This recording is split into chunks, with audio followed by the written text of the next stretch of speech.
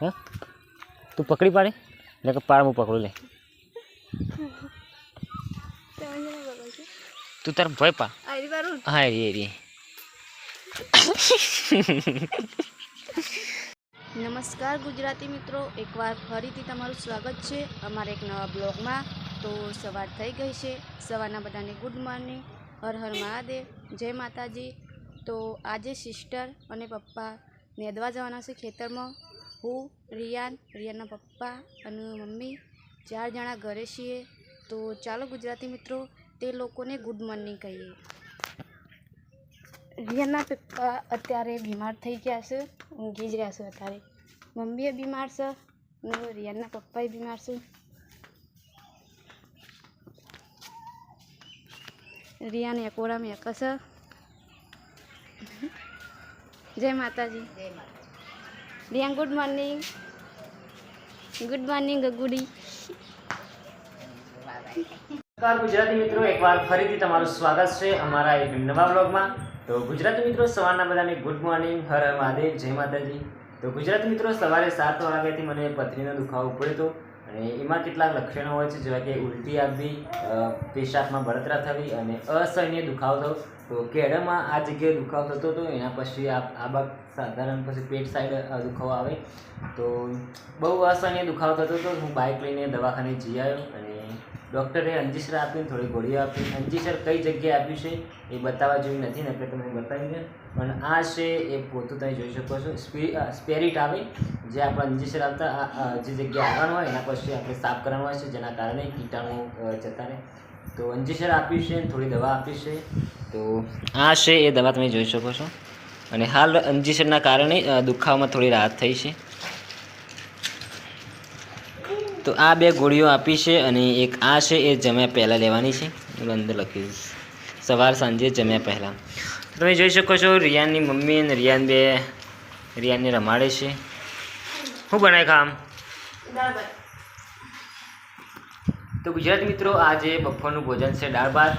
મારા પપ્પા મારા સિસ્ટર 2 ગયા છે ખેતરમાં કપાસ નીંદવા માટે અને હું, મમ્મી અને રિયાની મમ્મી અને રિયાન આટલા જણા ઘરે છે। તો દાળ ભાત બનાવ્યા છે। તો હવે આપણે દાળ ભાત ખાશું, થોડી ગોળીઓ ગળવાની છે એ પણ આપણે ગળશું। અને ગુજરાતી મિત્રો તમે જોઈ શકો છો, ખાવા બેસી જશો બધો। દાળ ભાત બનાવ્યા, દાળ છે, ભાત છે, આ રોટલી, શાક છે।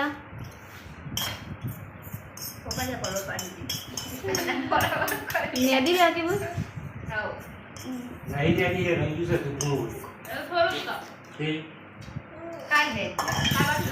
રિયાને નહીં નાખીશ હવે કપડો પહેરવાનો। રિયાના પપ્પા બીમાર છે તે ઊંઘી જાવ છો। દવા ગળી દીધી થાય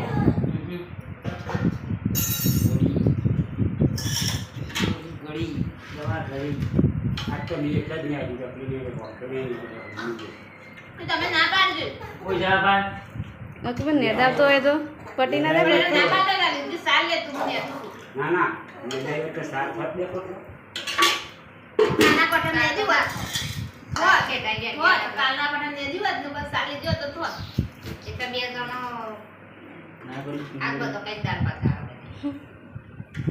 રિયા એ રિયા ખાવું પડે બટુ। તો ગુજરાતી મિત્રો અત્યારે વાગી રહ્યા છે 4:30 અને વરસાદ પણ શરૂ થઈ ગયો છે, તમે જોઈ શકો છો। વરસાદ આવે એવું કોઈ વાતાવરણ નહોતું, પરંતુ અચાનક આવી ગયા।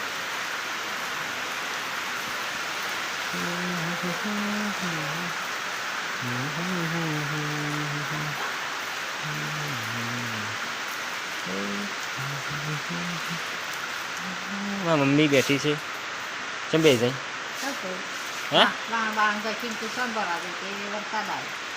સાલ લેવા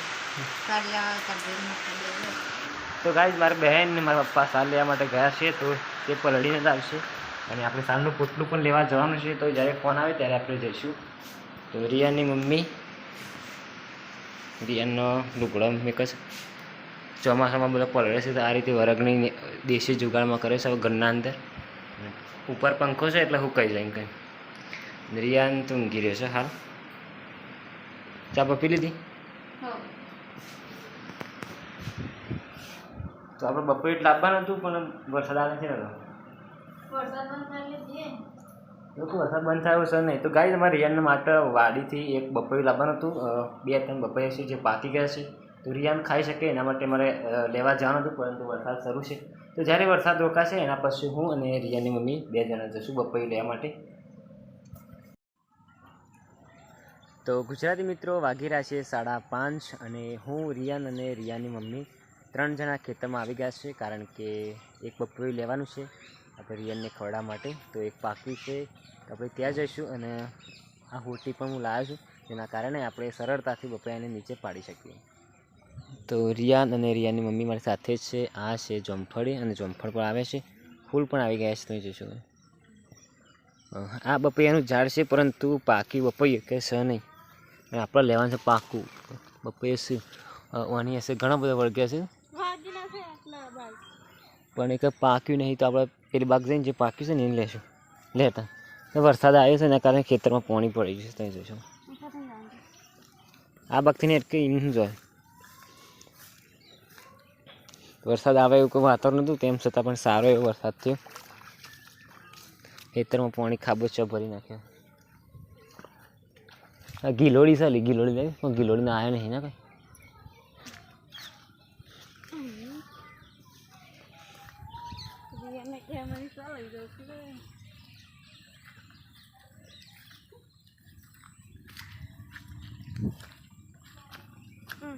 તો ગાઈઝ આ બપૈયું છે, તમે જોઈ શકો પાકી ગયું છે અને એક ચકલો એક ખાઈ બગાડી દીધું છે.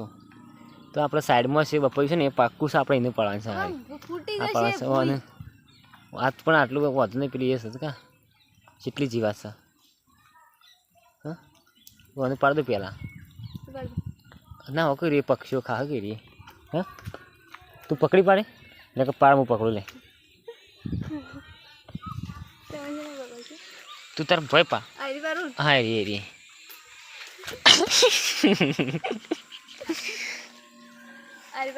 તો ગાઈસ તમે જોઈ શકો છો એક બપૈયું પાડી એને નહીં પાડવો કે ખાધો પક્ષીઓ કે ખાધો ખાવા.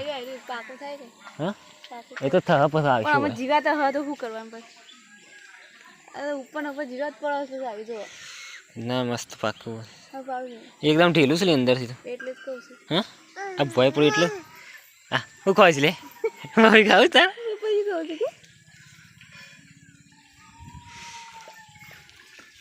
તો ગાય બપોઈ પડે સાલ છે નહીં પાડું એક બરોબર છે. આપણે એક જ ખાવા કાઢશે 2 ખા.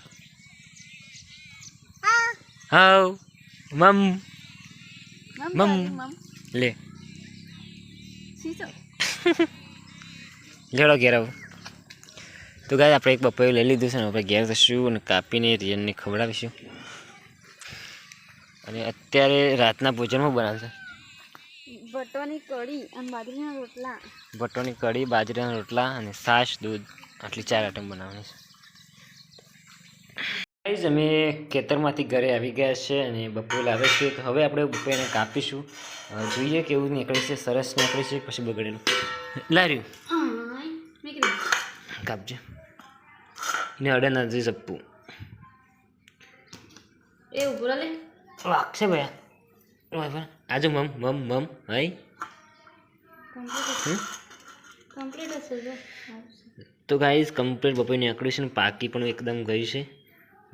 આ ભોય પણ ના કારણ પેલી થોડું એવું છે એ રહેવા દેજો. તો સરસ મજાનું બપોયું છે.